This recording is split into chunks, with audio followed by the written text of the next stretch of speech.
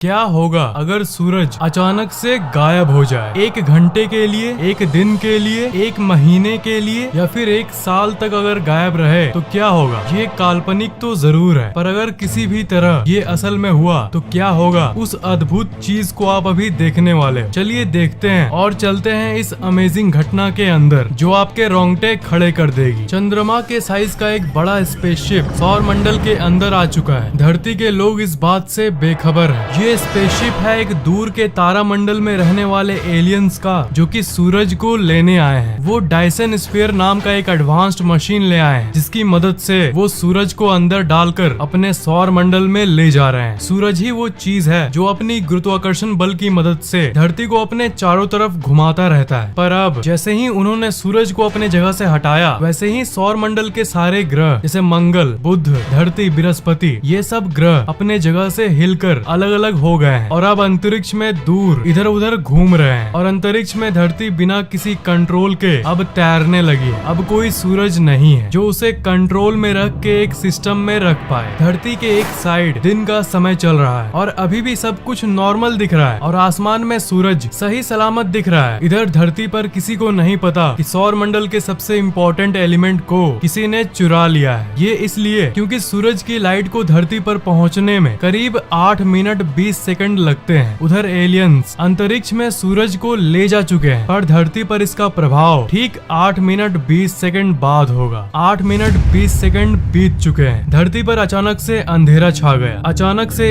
1 second के अंदर रात हो गई और आसमान के सारे तारे अब साफ साफ दिखने लगे हैं, क्योंकि सूरज का कोई लाइट नहीं बचा जो तारों को ढक पाए। चांद और बाकी ग्रहें भी दिखाई देना बंद हो चुकी है, क्योंकि जैसा कि आपको पता होगा चांद का अपना कोई लाइट नहीं है। सूरज का लाइट जब उस पर पड़ता है तभी हमें वो दिखता है, पर क्योंकि अब सूरज गायब हो चुका है इसलिए चांद भी नहीं दिख रहा। इस घटना का असर सबसे भयानक तरीके से पेड़ पौधों पर पड़ा है। सूरज की लाइट की हेल्प से पेड़ पौधे जिंदा रहते थे। एक प्रोसेस चलता था जिसे फोटोसिंथेसिस कहते हैं, पर जैसे ही सूरज गायब हुआ अब लाइट नहीं है, इसलिए पेड़ पौधे ऑक्सीजन नहीं प्रोड्यूस कर पा रहे हैं। अब 1 घंटे बीत चुके हैं। आधी दुनिया को समझ नहीं आ रहा कि आखिर ये हुआ क्या। जहाँ रात था वहाँ भी खबर पहुँच चुकी है कि धरती के दिन वाले साइड में भी रात हो चुकी है। पूरी दुनिया इस घटना से हैरान है। टेम्परेचर धीरे धीरे गिरने लगा है। धरती धीरे धीरे ठंडी होनी शुरू हो गई है, पर धरती के अंदर का जो कोर है उसके चलते धरती अभी भी अच्छी खासी गर्म है और ज्यादा फर्क नहीं पड़ा है। अब 24 घंटे बीत चुके हैं। सब कोई सूर्योदय की उम्मीद कर रहा है, पर सुबह के 8 बज गए पर अभी तक कोई सूरज नहीं निकला। गवर्नमेंट भी कुछ नहीं कर पा रही, क्योंकि ये घटना इंसानों के हाथ में नहीं है। अब तापमान 8 डिग्री सेल्सियस तक नीचे गिर गया है। कुछ पेड़ पौधे और जानवर अचानक से बदलते इस मौसम के चलते कमजोर होना शुरू हो गए। सारा सिस्टम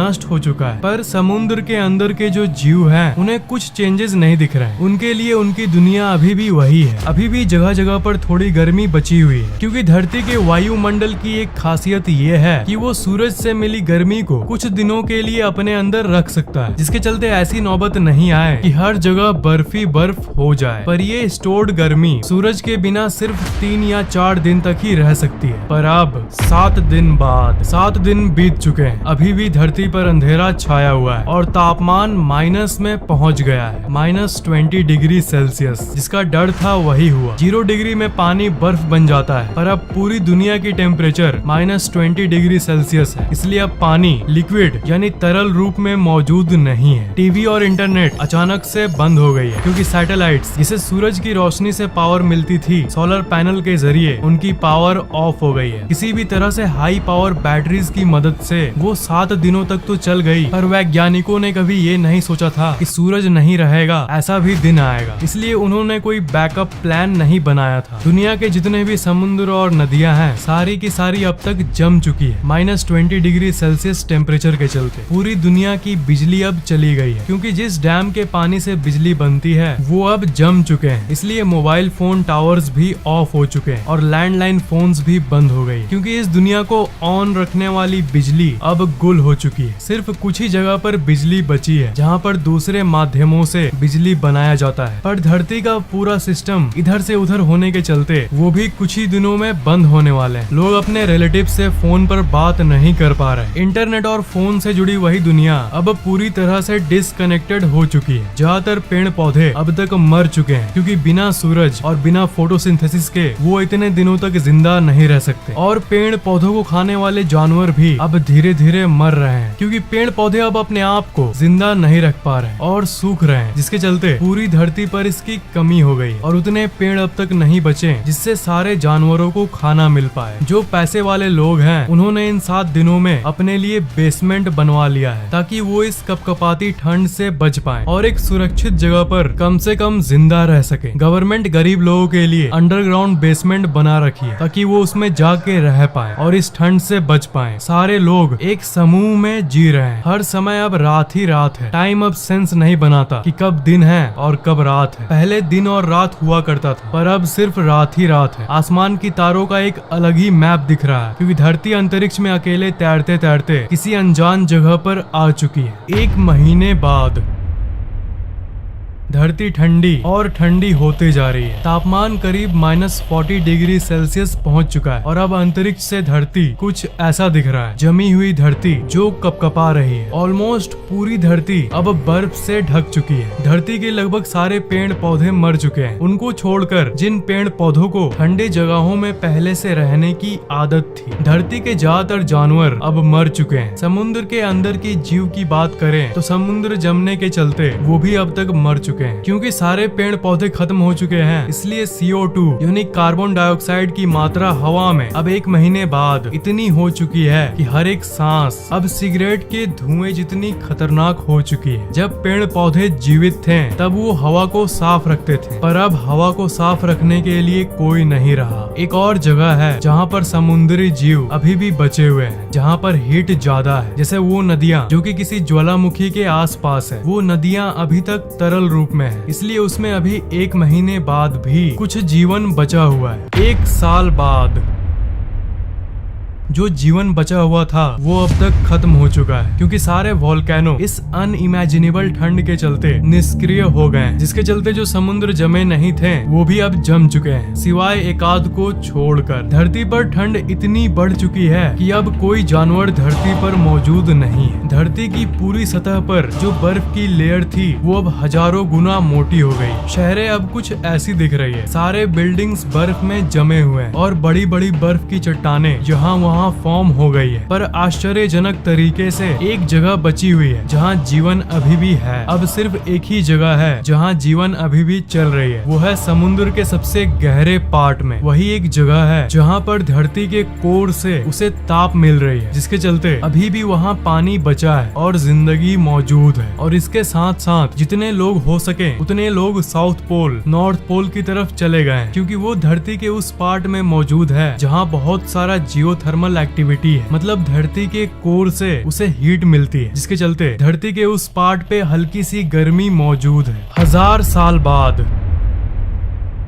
1000 साल बीत चुके हैं और अभी तक सूरज नहीं निकला। धरती की आबादी खत्म होते जा रही है क्योंकि धरती पर न ही कोई पेड़ है और न ही कोई जानवर। लोगों के पास खाने का कोई सोर्स नहीं बचा है। धरती में अब ऑक्सीजन की मात्रा अब ना के बराबर है। 1100 साल बाद और 100 साल बीत चुके हैं। धरती का तापमान -160 डिग्री तक पहुंच गया है और इस तापमान में इंसानों का कुछ ऐसा हाल हुआ है। 1100 सालों बाद अब धरती अंतरिक्ष में तैरते तैरते एक अनजान नई जगह में आ गई है, सौर मंडल से बहुत दूर। और इधर दूसरे side Jupiter, Saturn, Mars, mercury सारे ग्रह अरबों किलोमीटर दूर दूर हो चुके हैं एक दूसरे से। धरती फाइनली अब 1100 साल में तैरते तैरते उस जगह आ गई है जहाँ पर अंतरिक्ष के रैंडम एस्ट्रॉयड अब धरती से टकराना शुरू हो गई है। अंतरिक्ष में तरह तरह के एस्ट्रॉयड और दानव पार्टिकल्स घूमते रहते हैं और बहुत खतरनाक रेडिएशन भी आते रहती है जो कि धरती को कभी भी हिट कर सकती है। अपने इस सफर के आखिर में धरती एक बहुत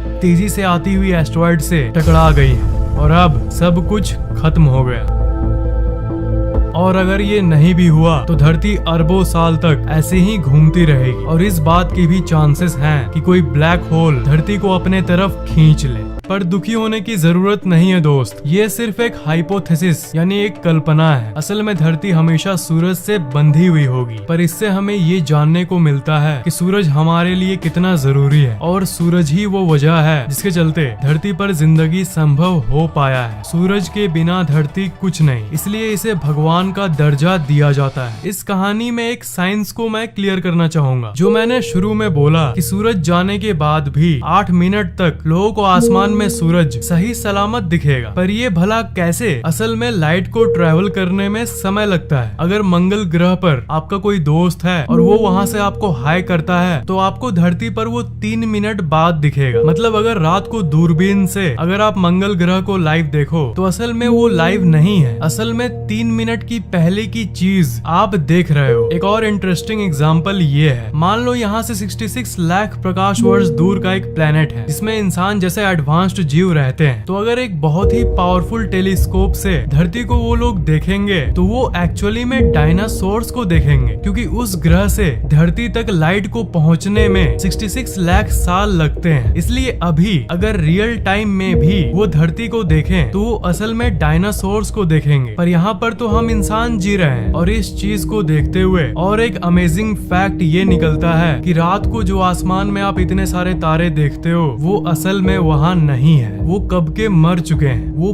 पास्ट है, वो अरबों खरबों प्रकाश वर्ष दूर के तारे हैं। इसलिए आज से 1 अरब साल पहले जो था तब का लाइट हमें अभी जाके पहुंचा है, क्योंकि लाइट को पहुंचने में इतना समय लगा है। इसका मतलब अरबों साल पुरानी चीज को हम अभी देख रहे हैं। अभी इस मोमेंट में एक्चुअल में इस समय में वहाँ क्या होगा ये कोई नहीं जानता। जो आप देख रहे हो सब पास्ट है। आसमान में शाम के वक्त जो आप लाल सूरज देखते हो वो असल में 8 मिनट पहले का दृश्य आप देख रहे हो। आप लाइव सूरज को देखते हुए भी लाइव सूरज को नहीं देख पाते। बड़ी अमेजिंग बातें हैं ये, इज़न्ट इट? ये वीडियो आपको कैसा लगा नीचे कमेंट जरूर करना, लाइक और शेयर जरूर कर देना। और अगर आपने अभी तक इस चैनल को सब्सक्राइब नहीं किया है तो सब्सक्राइब जरूर कर लेना, और अगर अभी तक घंटा नहीं दबाया है तो उसे भी दबा देना।